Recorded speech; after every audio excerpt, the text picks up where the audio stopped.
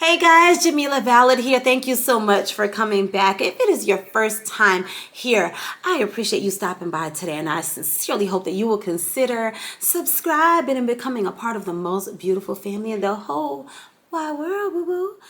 So I don't really like long intros. I'm quite sure you guys can read, and so we're gonna talk a little bit about this abuse of power, poor leadership. Okay, let's get into the video. Can the Dolton Police Department afford to have this many officers attached to her detail? We can. We really need them patrolling the streets. So she's the part-time mayor of a South suburban village of a little more than 20,000 people. Yet residents of Dolton are paying hundreds of thousands of dollars per year to provide security for their self-proclaimed supermayor. Tonight, Fox 32 investigates Tiffany Henyard's security detail and the massive amount of overtime it is generating for a handful of officers. Our Dane Placco has more. Hey guys, this is Supermayor Tiffany Henyard, the People's Mayor and People's Supervisor. Tiffany Henyard makes nearly $250,000 a year serving as both mayor of Dolton and Thornton Township Supervisor, an elected political double dip. She's charismatic and controversial. Nobody knows something. Don't nobody know nothing. Here she is starting a Dolton Village board meeting dressed like the Wesley Snipes character in the movie New Jack City. Later, punctuating her political points with the help of her own DJ. Every single resident. Pay me what you owe me. Thank you, DJ. And it's hard to turn anywhere in Dolton without seeing Henyard's picture, or online, where she recently commemorated 9/11 with her own photo. I want to ask you a few questions. Okay. But when we asked Henyard a few months ago about her use of tax dollars, she was quickly hustled out of the room by armed security. And on Facebook, in videos posted by Henyard herself, we see her being driven around and surrounded by Dolton officers, which got us to wondering, why all the cops? We weren't opposed to her having the security detail. We asked how long and how often. Dolton trustee Brittany Norwood says Henyard began assembling her detail shortly after being elected in 2021, using hand-picked Dolton police officers. Using a Freedom of Information request, we obtained the work records for 6 of the officers assigned to Henyard's security detail at various times, and showed them to some of Dolton's trustees. This is a Freedom of Information request we did to see how much overtime these officers are making on her security detail. Oh, wow. 162 hours. 162. Oh, that's nothing. What goes through your mind when you see these numbers? It's disappointing. It's frustrating. The officers are paid every 2 weeks, which without overtime is 80 hours. But when they're put on Henyard's detail, that 80 hours balloons to well over 100 hours, sometimes 200 hours. And in the case of Officer Terry Young last May, 303 hours worked over a 2-week period. That resulted in a single paycheck of more than $13,000. How does a person put in a 2-week pay period, 303 hours? That's impossible. That's impossible. There's 336 Does he hours. never go to sleep? In fact, there are 336 hours total in 2 weeks, meaning Young was not being paid for only 33 hours over that period. Other officers on the security detail are also racking up overtime paychecks in the multiple thousands of dollars. Mayor, mind if I ask you a couple questions about your security detail? Absolutely not. I'm asking her. Yeah, she says no. A couple weeks ago, we tried to question Henyard about her detail as she went door to door in Dolton giving out water on a 100-degree day, surrounded by police, firefighters, public works employees, and 2 videographers documenting for Dolton's Facebook page. I want to tell the people I'm not going to stop. I'm going to keep going. I hope they post what we actually do here in the village of Dolton and stop telling lies. But when we gave her an opportunity to explain the OT, Mayor, why do you need so many officers detailed for your security? What did you say, water? It sounded like you said water.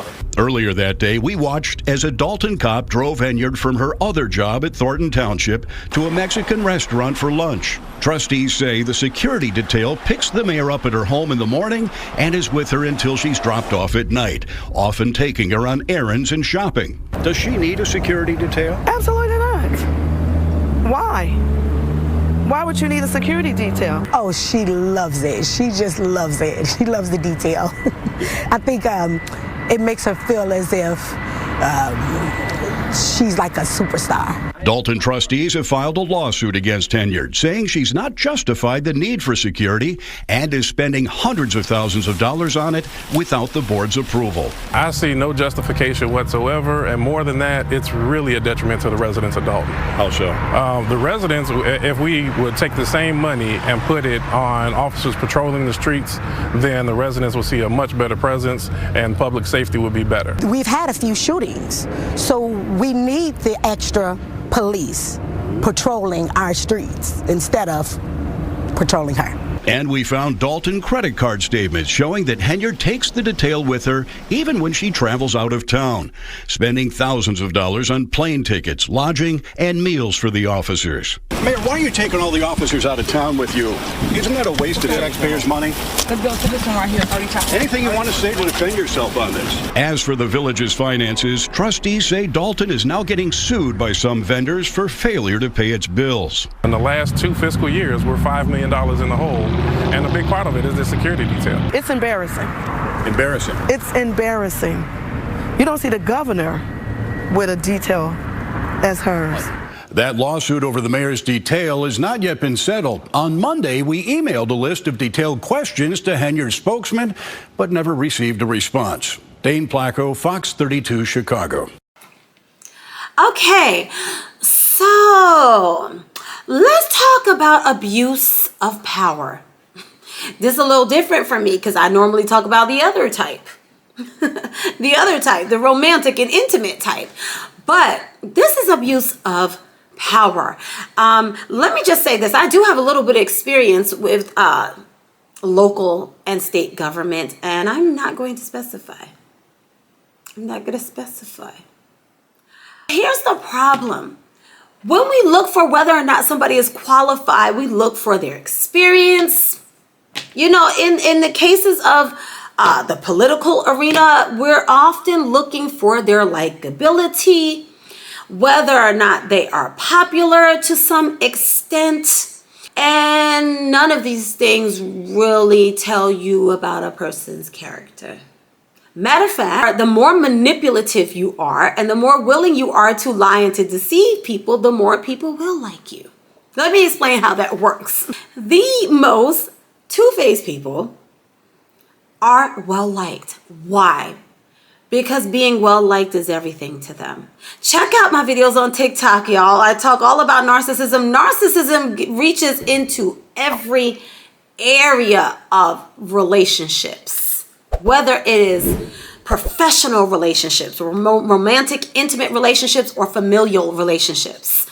So if I know I have to be liked in order to achieve a particular level of success or to get a particular job or position, and I have poor character, I will do whatever. I will say whatever. I will use whomever, and I will manipulate whomever to get what I want.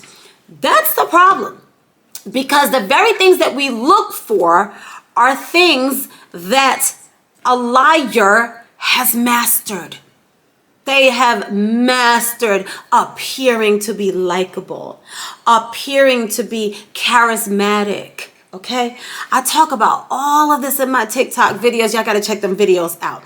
And again, I hate to tell you guys, but in politics, and if you have not been privy to being in a political environment, like I said, this will seem far-fetched, but it's not. It is not. I think in politics, it is who you know. It's who you know. And so the name of the game is to be rubbing elbows all the time. It's I scratch your back, you scratch my back. So really, politics and corruption go hand in hand, yeah. There's really no nice way to say it. There's no nice way to say it. And in politics, money going wherever and being hidden and being misused, that's every day. That's every day. That's every day.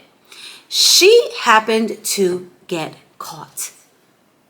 She happened to get caught, and they happened to have proof. And that her tactics were so outlandish, like coming out for for a meeting. I believe it probably was in city chambers, I believe. I'm not 100% sure about that. But it was a council meeting, and she came out dressed up as a gang character from a popular movie from New Jack City. And she went so far as to have a little fake dog, a little stuffed dog, to copy the character from the movie. The character was played by Wesley Snipes.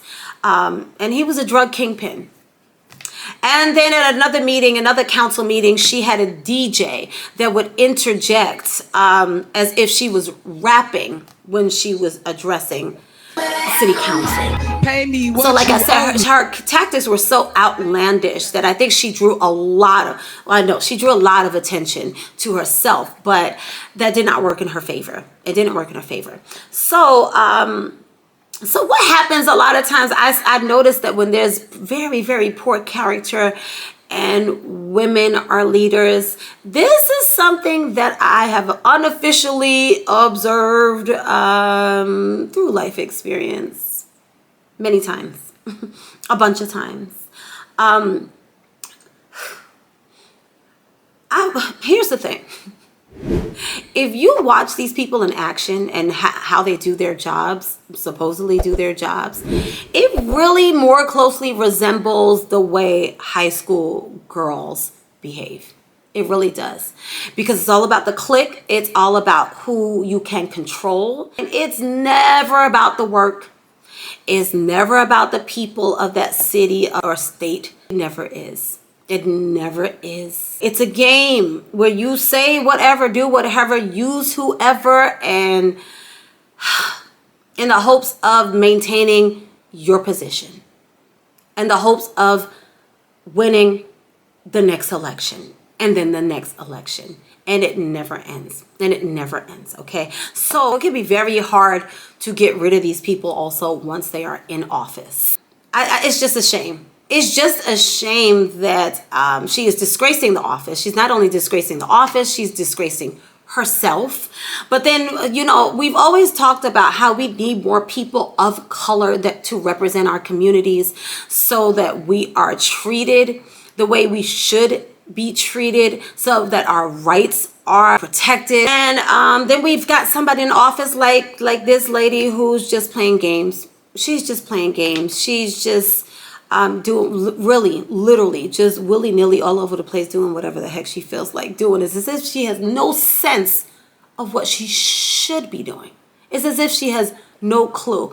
And I wonder if she had any political experience before this. Let me just say this though, and then I'm going to close. When you get into a position like this and you are an elected official, of course you should make decisions that are in the best interest of socially and economically of the people that you are that you're serving. You should. But I have seen more often than not cases like this woman who does whatever the heck she feels like doing, thinks she is entitled to always do whatever she wants, talk to people anyway, curses out her staff members, threatens to fire people, has fired people. Can I tell you, when you work in the political arena, it's pretty much understood. It's pretty much understood that you should be kissing everybody's behinds. It is, it's unspoken and it's understood. And I'm gonna just leave it at that. So when she tells her staff members, I'm going to fire you if you don't do this, I'm going to fire you if you don't do that, first of all, that is unlawful. That is harassment. It is harassment.